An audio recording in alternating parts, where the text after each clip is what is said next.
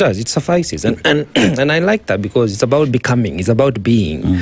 That there will be oscillation between highs and lows of emotions. And if I find myself in an extreme, momentarily, it does not mean I have a condition I've acquired. It could be I'm just trying to navigate through some situations in life. But then we live in a modern time whereby there is what you'd call over-psychiatrization or over-medicalization. That the performative you spoke about. If I just do a quick test on internet, then I find myself being put on anxiolytics, antidepressants, and all these other psychotropic medication to try and deal with my emotions. But I've learned along the way that there is no chemical solution to an emotional problem. Where do we bridge that gap? Because our men are running away to, let me not blanket it and call it psychiatric care, but they are seeking emotional health in areas that are rampant with chemical solutions. Okay. And there is no healing, in my opinion. So I'm not a psychologist, not a psychiatrist. Mm-hmm. There is certainly a place for therapy. Therapy plays a huge part in helping people with a whole range and malady of mental health issues and problems.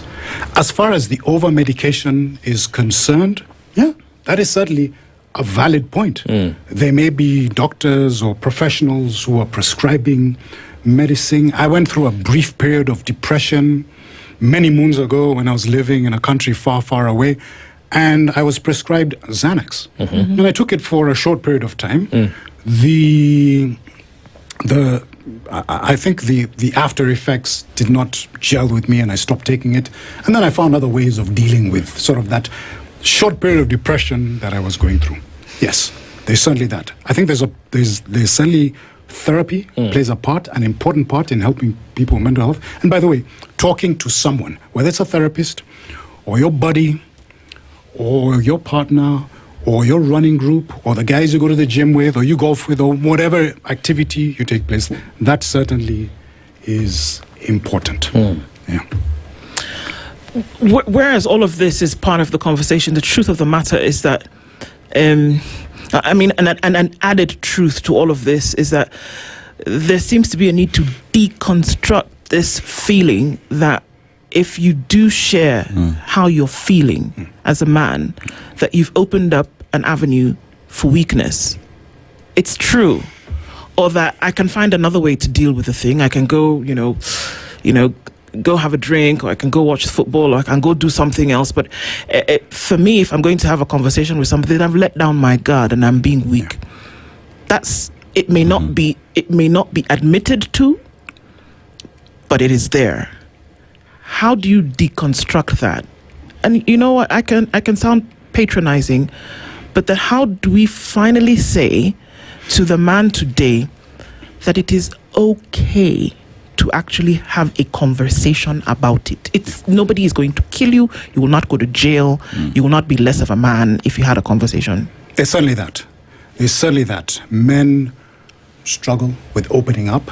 The conversations that men have in their caves when they're around their friends may be considered superficial in some sense. In other words, people don't dig deep into their emotions.